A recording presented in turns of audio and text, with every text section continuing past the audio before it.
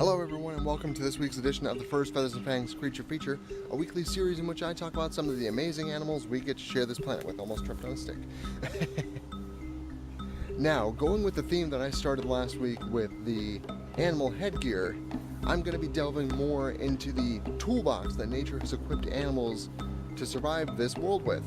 Because let's face it, if you're not a human and you don't have all the luxuries of electricity and running water and Wi-Fi and a grocery store, it's tough to survive out there. So animals take on whatever advantage they can get. And one of the amazing assets that all animals have, be it herbivore, carnivore, omnivore, they all have teeth. And depending on their niche in life, their teeth are suited to that purpose to help the animal survive. Let's explore that, shall we? Like I said, teeth are very highly customized from type of animal, even down to specific teeth going into specific species.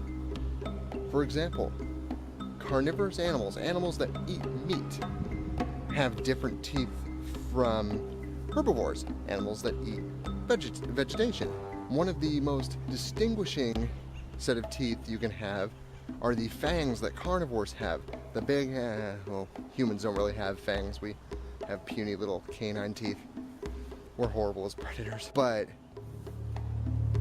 felines, canines, ursids, bears, and all sorts of other carnivorous animals have big, imposing fangs to help secure their prey, crush bone, sever blood vessels, close off the windpipe in order to kill an animal. It's not pretty.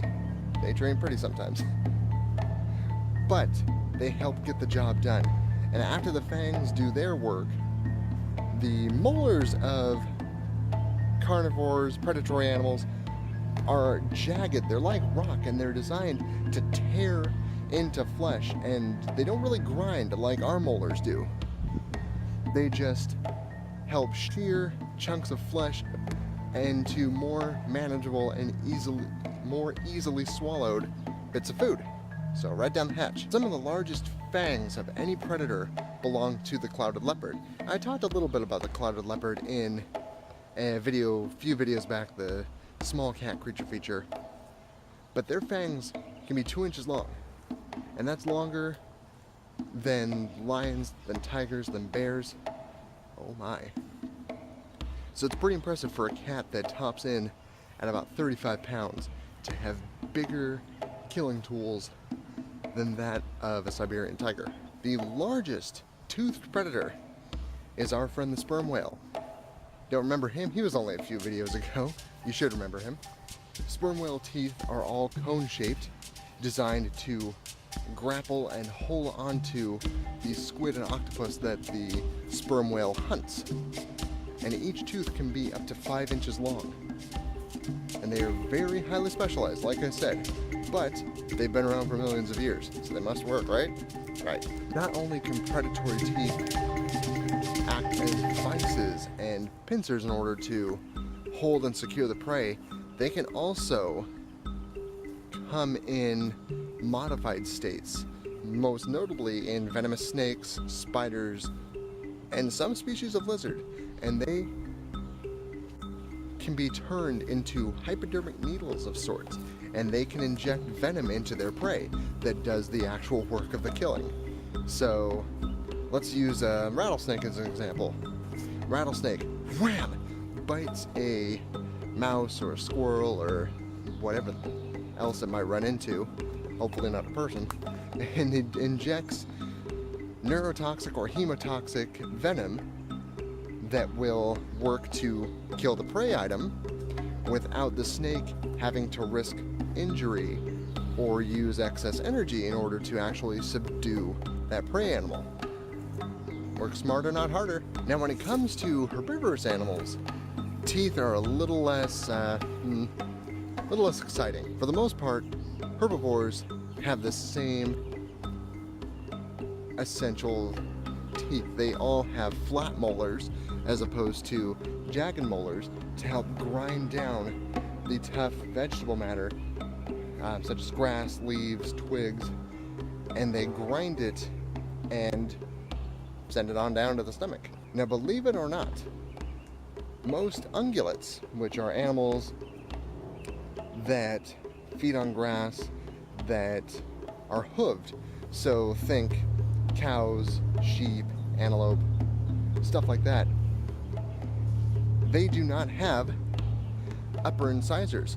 They instead have a tough dental plate that the bottom incisors will pinch against, and they can rip the grass right out of the ground. And then the flat molars do the grinding, and yeah, we've already been through that.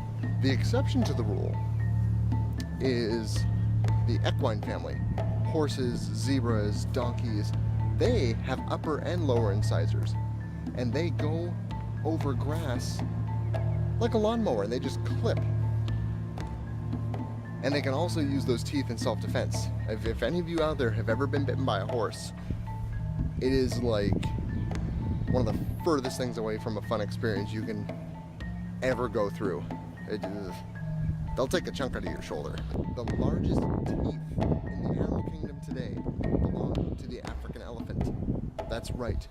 The tusks of an African elephant are incisors that have grown out of the top of their jaw and have turned into these marvelous display and protection type items. And they can be 18 feet long each. I wonder how you would go about brushing that. It's a lot of toothpaste. Other animals like walruses, wild boars, and hippos also grow tusks that are designed for protection and for display to members of the opposite sex. And no discussion of animal teeth would be complete without mentioning a group of animals that not a whole lot of people really dig on, and that would be rodents. Our friends rats, mice, hamsters, squirrels, guinea pigs, capybaras, all of those, depending on who you're talking to, wonderful or wicked animals, have very, very specialized teeth. Their incisors grow throughout their lifetime, and they have to be worn down by chewing on things constantly. Otherwise, the incisors would grow down, and they could puncture either the throat of the animal, the chest, or the bottom incisors can grow up and into the roof of the mouth. Speaking of growing through the roof of the mouth, I forgot to mention this guy. See that character? That is the Barbarossa pig. And that is a case where the tusks have actually grown through the roof of the mouth and come out and just curl over. And it doesn't seem to cause any great discomfort to the Barbarossa pig, because they've been like that for millions of years. And something would have changed if it wasn't working, so hey, awesome. For the most part, teeth are a one replacement and they're done type deal. There are exceptions to this rule though. As some of you out there might know, sharks have row upon row of razor sharp teeth ready to replace the active teeth if they are lost, if they are broken, and they can shed hundreds, sometimes thousands of teeth in their lifetime. And I mean, that's their only means of catching prey, so they're gonna break teeth. It's not easy chomping into a seal and holding on without losing a few teeth. Not that I would know. Another exception to this rule would be crocodilians, and that family includes crocodiles, alligators, caimans, and gharials. They can regrow teeth over and over again, similar to the shark, only they don't have fancy rows waiting. Once they lose a tooth, they have to wait for another one to grow back. So I guess it's like waiting for an Amazon Prime order. You just sit and wait impatiently sometimes. But again, hard work. You catch prey, you have to hold on to it, and you lose teeth. So nature has given the crocodilians, as well as sharks, the ability to constantly have tools ready for their survival at hand. Way to go, nature. I would like to take this opportunity to thank all of you out there, all of you, you way in the back. I would like to thank you for joining me on this episode of the Fur Feathers Fangs Creature Feature. If you like the video, be sure to give it a thumbs up, subscribe, show it to your friends, show it to your family, show it to your pets. Actually, no, they might. Don't show it to your pets. They won't care. Just, there's other videos. Look up like dogs howling or something. Show that to your pets. We are also on Facebook at facebook.com/furfeathersfangs. As always, this has been Zach. Have a wild day, everyone.